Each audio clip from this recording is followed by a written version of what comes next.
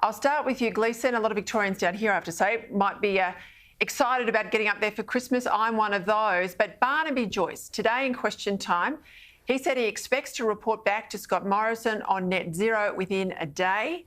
The PM's hoping that by going net zero by 2050, he neutralises, in my view, a longer-term climate attack that he might have the next election and instead bring the fight back to 2030. Now, this has been sold, no new changes to the 2030 target, as a bit of a win for the Nats, but Morrison wouldn't be credible going to the next election, backflipping on what he promised at the last election. So this is really about what the Nationals can get out of the government. The government will go. There's no doubt Morrison will go to Glasgow with 2050. The question is, are the Nats with them or will they stand apart as a separate party?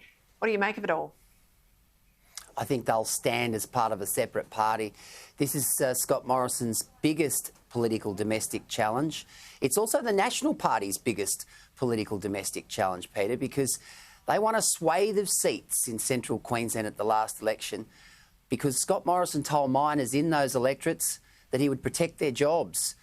They voted en masse for Scott Morrison. They turned their back on dodgy Bill Shorten, or Shifty Shorten, as Clive Palmer was calling him, and that's the reason they won all those seats. Now, if he is to turn around a couple of years later and do exactly the opposite, this is the one issue that defines the Conservative movement in this country against the Labor Party and the Greens. They must take advantage of it. And can I just make the quick point?